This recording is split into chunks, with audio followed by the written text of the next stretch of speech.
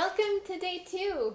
I'm so glad that you're back, and I'm so excited about this piece. I'm going to probably say it every day for a 30-day program, but it's such a fantastic piece to get to know. So there's a lot of great things about this piece that will open you up to other realms of flute literature and classical music literature. This piece follows in a tradition of music that's called neoclassical music. It's written at this time period. There were a lot of composers writing music that was inspired by Greek mythology. So the flute has been associated with Pan, and if you know Syrinx by Debussy, that is a big hit for us. And there are other Pan compositions out there, things inspired by Pan. So, if you don't know the story of Pan, I'm going to read it from my phone to you. This is taken from Flute Tunes, the site that I love that has our music that we can print out for free, and it has always so many extra things. So, thank you, Flute Tunes, for providing that. On the Flute Tunes website, by the Pan et les Bergers, which means Pan and the Shepherds. So, I hope I'm saying that correctly. If not, you can write to me and tell me. Mouquet's best-loved work, La Flûte de Pan, is an excellent example of a neoclassical work directly influenced by Greek mythology. As you should probably already know, Pan is the legendary Greek god of shepherds who has the physical characteristics of both a goat and a human. In one story, Pan chased a nymph named Syrinx because she ran away before he could give her any compliments. He chased her to a river bank where she transformed into reeds. All Pan could do was take some of the reeds and make an instrument out of it, which is why he is commonly associated with the flute. The first movement of Mouquet's sonata, titled Pan et les Bergers, Pan and the Shepherds, has an energetic but pastoral quality. Flourishes of notes evoke images of shepherds' busy days in the mountains. So yes, you can really hear a lot of pastoral, sort of mountainous calls throughout this. It's just very beautiful. It's like skipping school on a beautiful sunny day, and the wind is blowing and the sun is shining. So I don't advise skipping school, but I do advise getting out and enjoying the beauty of the world and playing this when it's a rainy day or a dark day like it is here in Kansas City. So here we go. We're going to get started. We're defining more terms and talking about the phrasing. We're working on the second section, which begins all these wonderful 16th notes. So I don't want you to be intimidated by them. You'll hear me even make mistakes and be surprised. I'm totally learning this along with you. So it's not going to be perfect. Just like in the recordings, if you've listened, you can hear it, Matthew Dufour make a tiny mistake, which is great. It's so good to hear even the best of flutists make one note mistakes, and the music is still beautiful, and I want you to know that the more you keep trying, just work, you're going to really get this piece, and try to come to it daily with me, and you'll be ready to make a really great recording for the Flute Association. So let's get started on day two on the second section.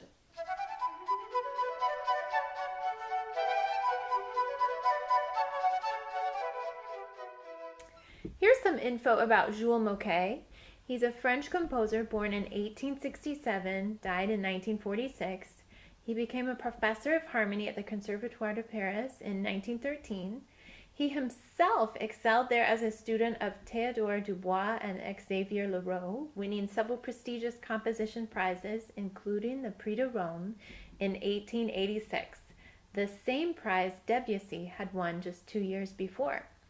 His late Romantic style is characteristically French, with fluid chromaticism and modal inflections coloring an essentially impressionistic soundscape. Mouquet's most performed work is La Flûte de Pan, Opus 15, composed in 1906 for flute with either piano or orchestra. Each of the work's 3 movements is prefaced with a brief poem in French.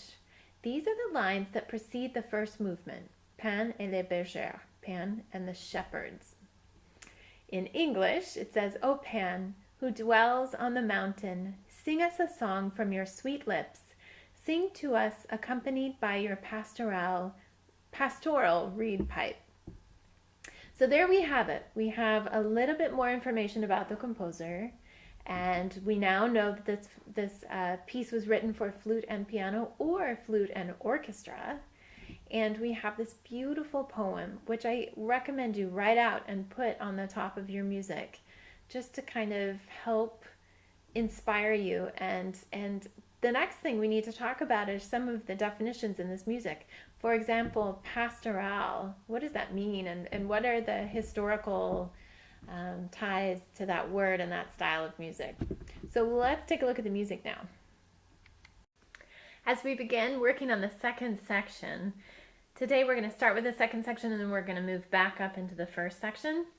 I wanted to point out the different terms that Mouquet has decided to put into this music. So here we have at tempo, and it says dolce y pastoral, or pastorale. So we have dolce, which means sweetly. So pastoral has something to do with music that is evoking a pastoral scene or a country scene. Sometimes in pastoral music you'll hear a drone. That's a lot like folk music with a drone pipe or something like that in it. In this music, I was looking at the piano score and listening to the recordings and stuff, and I really don't hear that drone. So I think really what he's evoking is this sense of change of character and a different type of feeling within that. So there's not much to go on from there, but we're inspired by what we can hear knowing other pastoral movements. So this is important. Start listening to lots of music, so this terminology, you have a frame of reference for it. So then another interesting word I found, and I have to point this out to all of you, when I look it up in the dictionary, volubile, it's a I hope I'm saying that right. It's an Italian word, like most of our words in music. It means always changing. You can see lots of accidentals in the music, and the flowing pattern of the 16ths, sometimes it's straight up the scale, sometimes it's back and forth like small waves. So we'll explore those patterns. But as I looked up the first dictionary definition of this term, volubile, perhaps, it says, let's see, it's an adjective. It means fickle, always changing one's mind, your likes and dislikes, flighty. It's an adjective, usually of girls and women, with easily changed ideas, not thinking deeply, always looking for amusement, which I think really classifies a way that women were thought of, especially at the time that this music was written. The idea that women are fickle more than men, or we don't think deeply, is terribly distressing. And the fact that it's in a dictionary as part of a definition, I suppose that maybe that's how the word has been used. Hopefully, we can change that definition and redefine it as something that's just more of a musical term, this always changing beautiful line. So let's begin, and we're gonna turn on the metronome and talk about the rhythm. So let me grab a pen, a darker pen.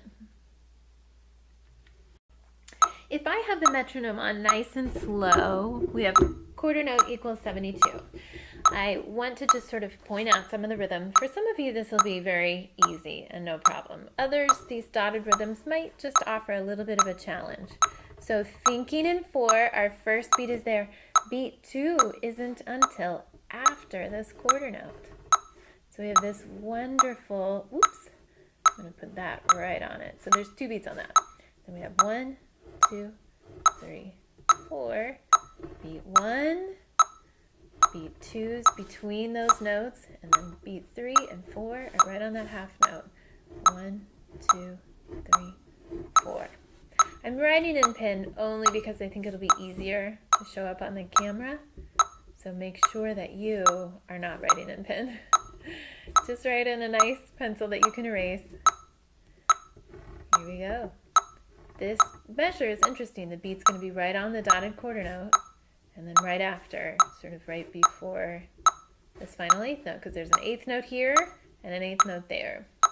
Okay, the rest of it's pretty simple. There aren't these dotted rhythms that are shifting the beat over in between notes. Okay, so let's try to play dolce, sweetly, okay? We're gonna try it at this nice slow tempo. I'm gonna grab my flute. Let's try it. Deep breath in. 1, 2, ready, go.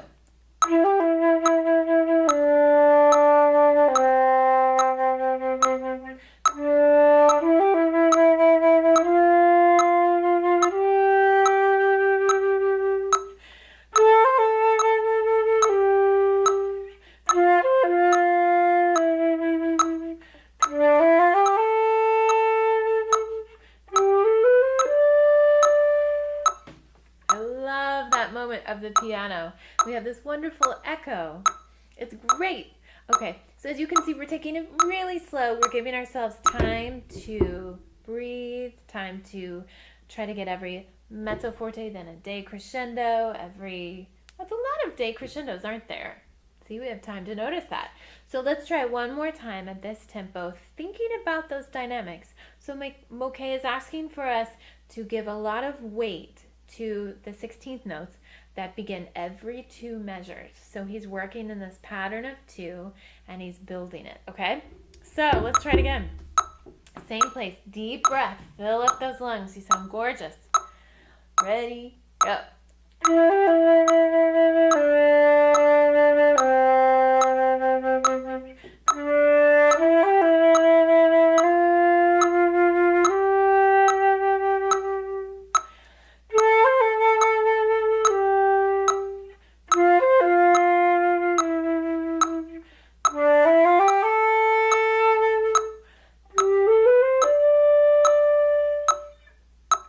And think if you can give your tone a really rich, dark sound here, and then let it kind of evaporate into this piano. You can create a wispier sound perhaps, or just a straight piano sound if you like. Also, as we go slow, it's a great opportunity to listen to how you're using your vibrato on these half notes and dotted half notes. I think keeping it nice and shimmery, not too big, not too little. You've got to have a little movement there. Okay, now let's go on back to tempo. So perhaps this is implying that we slow down here a little bit, take our time, okay? And then we're back to tempo with a forte now. So we're doing the same rhythm, but everything's up an octave, which usually means it creates more intensity. Just like if you have to repeat something when you're speaking, and if you have to repeat it again, sometimes you get louder, sometimes the pitch of your voice gets higher. So we're a little bit more excited here. Let's see how these next 1, 2, 3, 4, 5, 6 measures go. Okay? All right, here we go. Deep breath in. Ready? Go.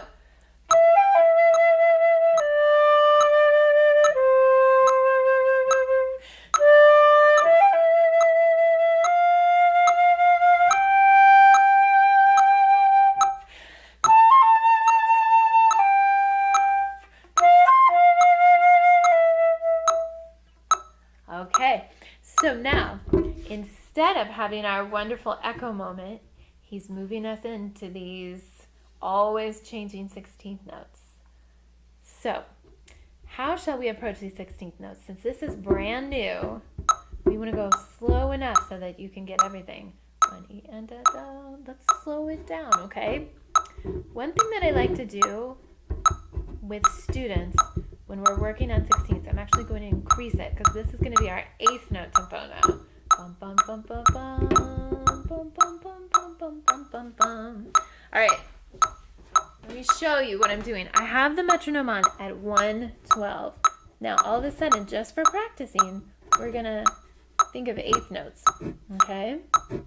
So we're going to really subdivide our music until we feel comfortable and we can get it back up to 72, which is pretty slow. So we're just going to be as clean as possible, okay? And we'll keep going like that. Let's try it. I want to point out, don't forget we have a key change. This is the first time we're really going to start playing all these B naturals.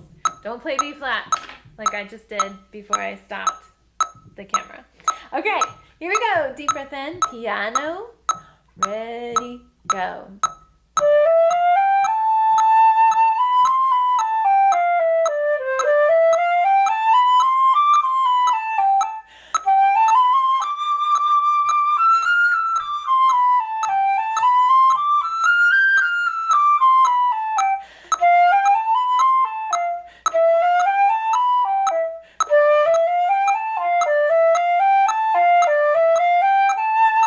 Okay, now I'm going to stop us there.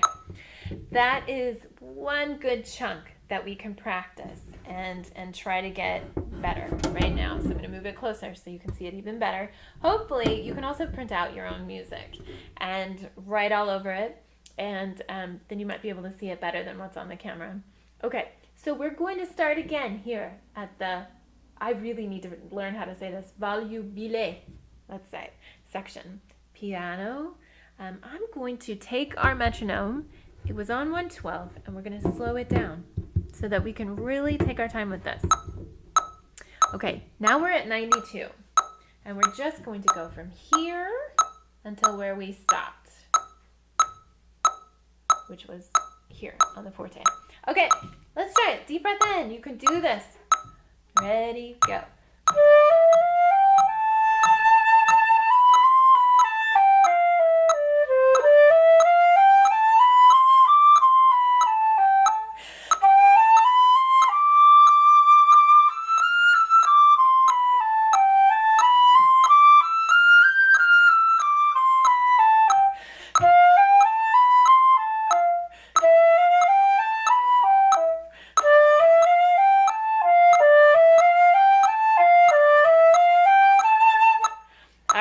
So let's talk about this little crescendo that we have here.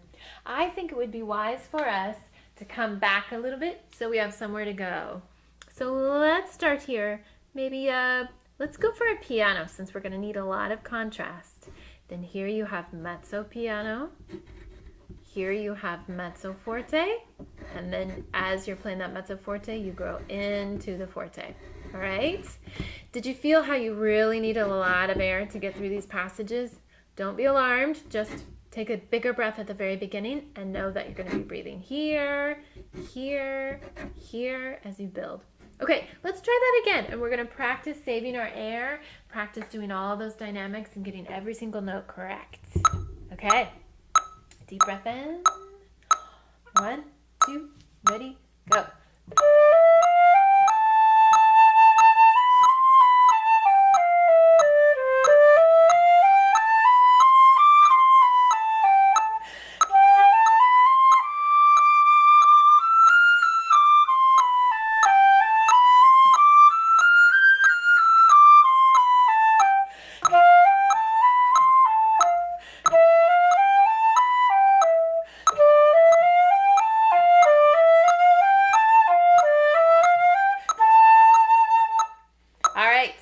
So how about let's go on. We're at the forte now, okay?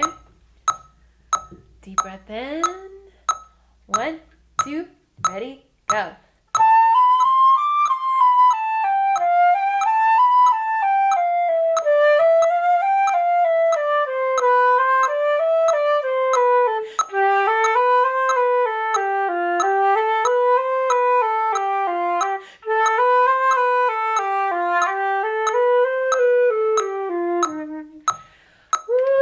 So that's a long way to go at a slow tempo in one breath. But we're going to know that we can try to gauge it. Breathe when you need to. I breathed after the first 16th note. I think that's wise as you're practicing it, just so that you can emphasize that first 16th note and get off it. Take a quick breath. Okay? Let's try that again. It looks as if Mouquet has intended for us to play this entire section, this measure, and this measure at a forte. So try not to diminuendo until you reach this fourth measure. Okay? So we're going to go for it. You will have to save your air. So create a forte by opening up your lungs, opening up your throat, getting a lot of resonance, but not using up a lot of air, okay? Let's see what we can do. We're gonna start at that forte again. Deep breath in. Ready? Go.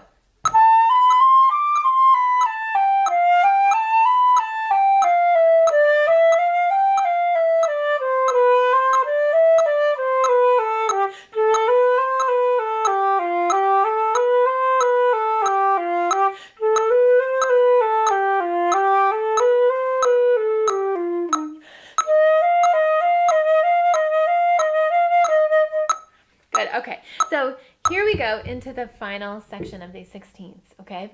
Let's take a deep breath. I'm going to move the music up so that we can really work on this. It's almost as if there's 3 sections within this 16th note passage that you can think about, and then you can practice it that way. Okay, so here we go. We're going to start mezzo forte. So we're down from our forte. We haven't diminuendoed a lot, but we're at mezzo forte. Deep breath in. Ready? Go.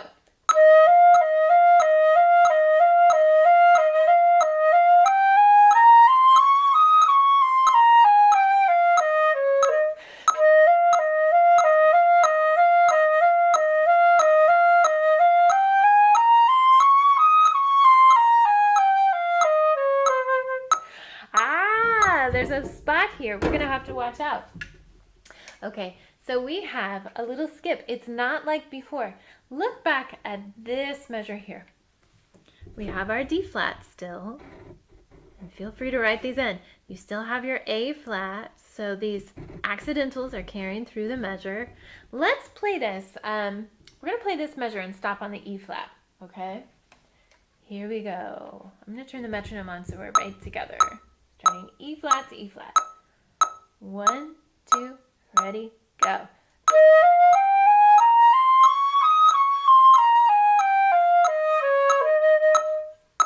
Okay, now let's see if there's a big difference here. What has Mouquet done the second time?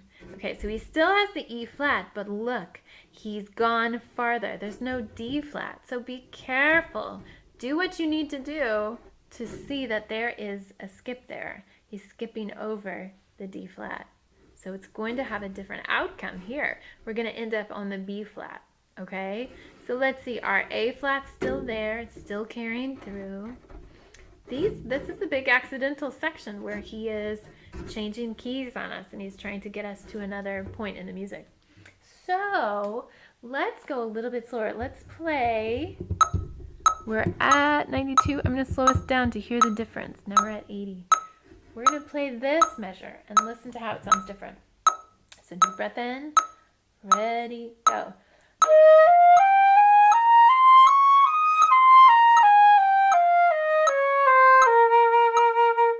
And then you crescendo into that one. We're going to do that one again, okay?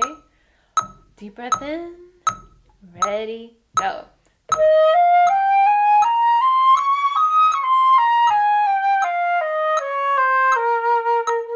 Ooh, I really want to play that D flat. Try it again, for my sake. Ready, go.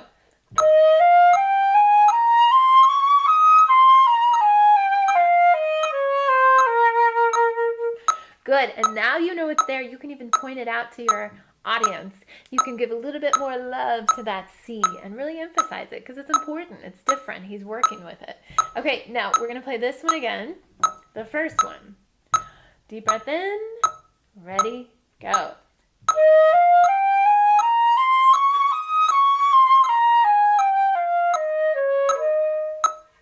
Okay, now try the second one. Ready, go.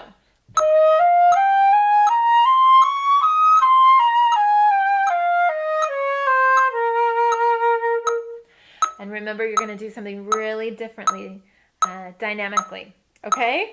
So very good. Let's start this section again, pointing those things out. Okay, ready, E flat, ready, go.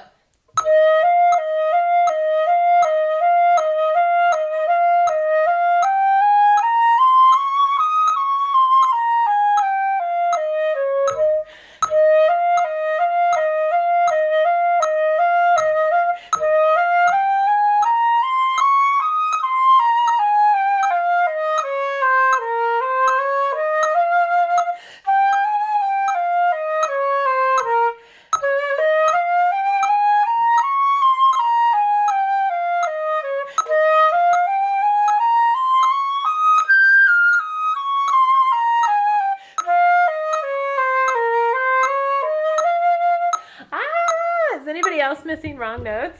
Okay, so we're going to take this even slower. Forgive me if you're playing it perfectly and it's easy. You might want to move on to day 3. Okay, so here we are. We've done this passage. I want to look at this section. Let's look at each measure, one measure at a time. Okay, so let's start on, we've got a B flat right here, and we're going to go to this B flat. Okay, ready, go.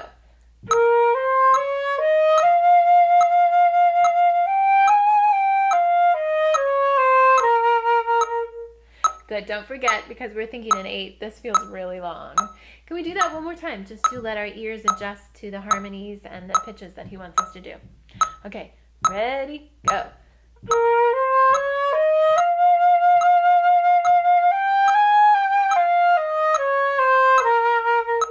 Good, and practice also the forte, the accent. So this is sort of a bold moment here, right? We're very certain of what we're doing with our accents and our forte. Do it one more time with that attitude. Ready, go.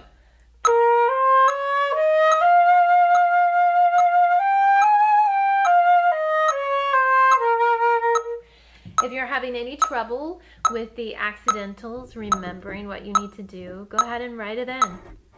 I don't understand why students don't write in more. It's not cheating. It's helping you not make a mistake. Okay, now, here we have this beat. When we're in the 8ths, we are thinking like that. So our next click is going to be there. Oops, that's on the A flat. Okay, so now we're going to start on this D flat, and we're going to go to this E flat. Okay, and then we're going to stop. All right, go for it. Deep breath in. Ready, go.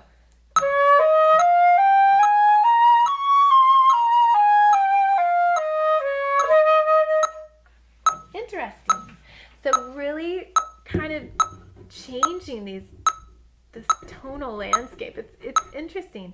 Remember when we read about chromaticism and modality, this is what they're talking about. It's these interesting, they're not really scales, maybe modes, but it's super cool. Okay, so let's try to get on that D flat. Ready, go.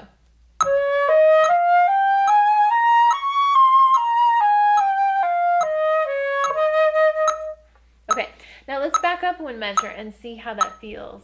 And we're going to just stop on the E flat. Okay, ready, deep breath for our B flat, forte. Ready, go.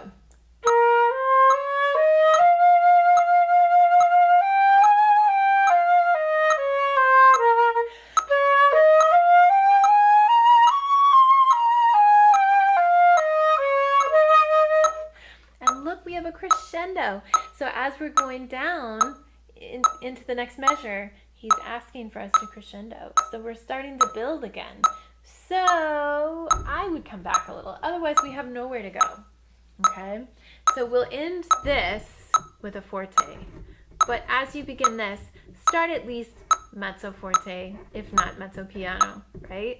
The idea that you're growing with every measure. Okay, here we go. We're going to start this measure looking for anything that's going to mess me up. Any leaps, any changes in the scale pattern that he's writing out for us. We have all our flats still remaining. Okay, let's see how this next measure goes. We're going to start on this E flat and end on this F. Okay, look also, instead of having us slur the entire bar, he's having us break it up with an accent here. So this is a good, important high point here, this G. Okay, let's go for it. So measure 55 on the E flat. Ready, go.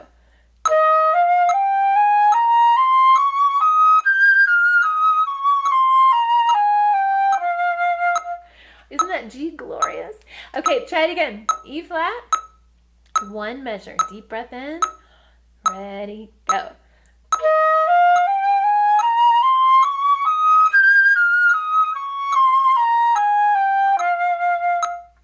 There we go. Okay, now let's just take a look at this measure going up, okay? Just so we can have fun and complete the whole 2 measures. Okay, on the F, deep breath in. Ready, go.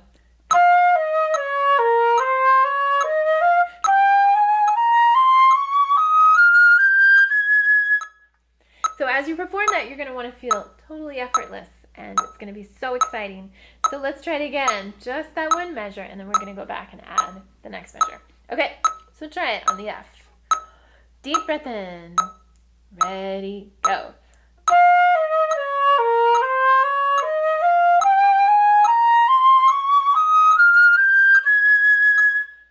Okay, great. Let's try starting on the beginning of the line. Okay, deep breath in. Ready, go.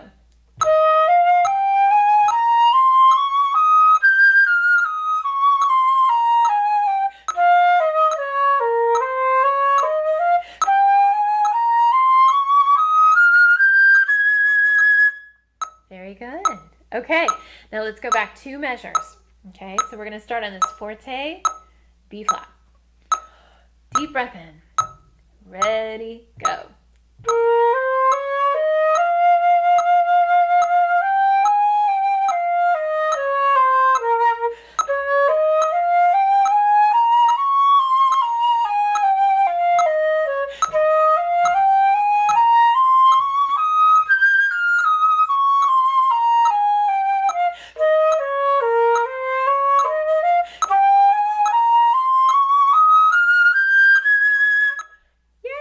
It's so exciting.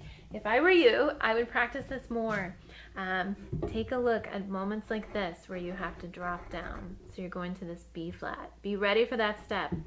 I would practice this section about 3 more times. So pause the video if you want to. Give it a try. Okay? Then you could go back and start from the different sections and then go all the way through. Okay, so for now, for the sake of our video time, I'm going to have us run through the first section. Let me grab the music. Okay, so this is our section that feels very pan fluty to me. I just love this beginning section. I'm going to reset our metronome to 60. Remember, we were going twice as slow as we will ultimately in this piece. Okay. All right, I have to think about how does this go again. Remember, we're starting piano. Our triplets are going to be very round and beautiful and luscious, and we have vigor and brilliance at the end. We have a poco stretto, which means in quicker time, so we're not going to slow down at the end. Okay? Let's try it. Okay, so we're in 4. We're switching from our 8th note beat. Now where the quarter note gets the beat. So deep breath in. 1, 2, 3, 4.